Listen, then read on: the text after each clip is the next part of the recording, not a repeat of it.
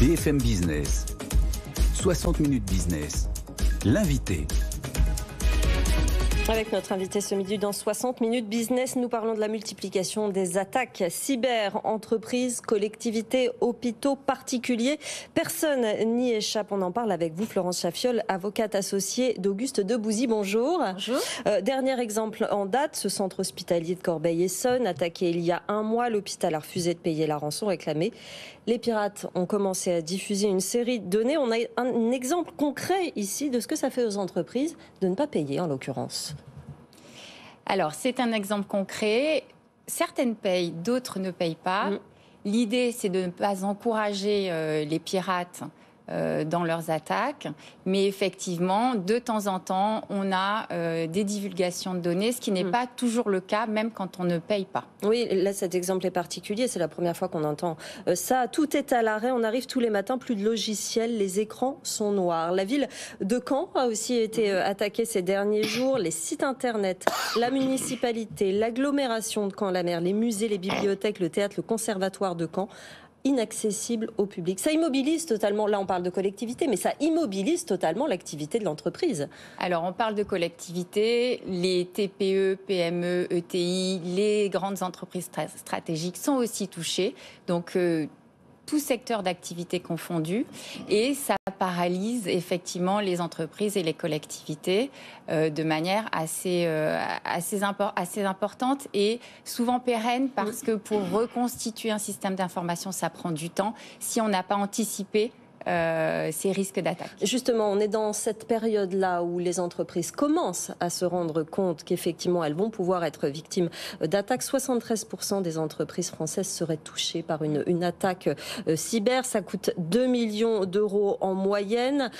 C'est un coût évidemment qui a augmenté dernièrement depuis 2 ans.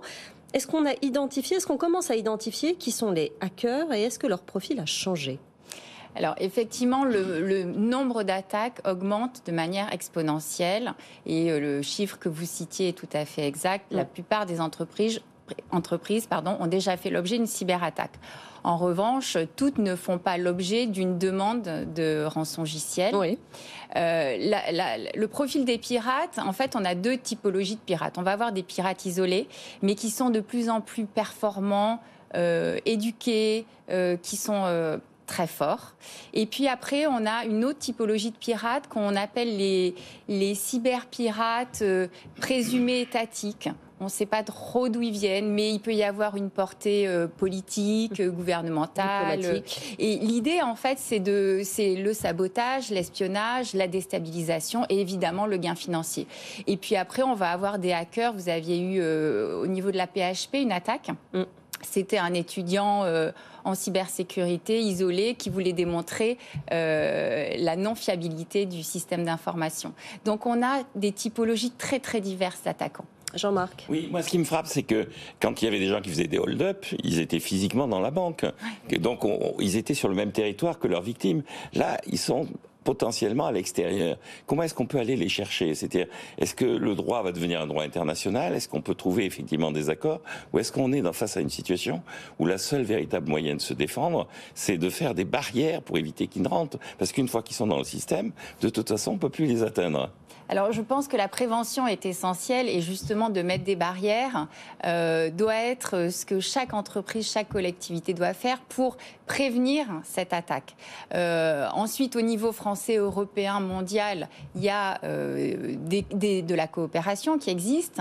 Il y a en France, on a le C3N qui est la brigade en charge de la cybercriminalité numérique qui est de plus en plus active sur le sujet, mais il faut prévenir et mettre des barrières pour éviter que ça arrive, parce qu'une fois que c'est arrivé, c'est très difficile de remonter la piste. Alors on sait souvent d'où viennent les cyberattaquants, de quel pays ils sont, et puis en plus il y a pas mal de discussions qui ont lieu aussi avec les négociateurs, mais pour autant, après, pour aller les chercher, ils sont difficiles à trouver, parce qu'effectivement, ils ne sont pas dans la banque. Le gouvernement voulait légiférer sur l'indemnisation d'une rançon par les assurances. On en est où de ça ? Alors, ça sera discuté au niveau du Sénat à partir du 11 octobre.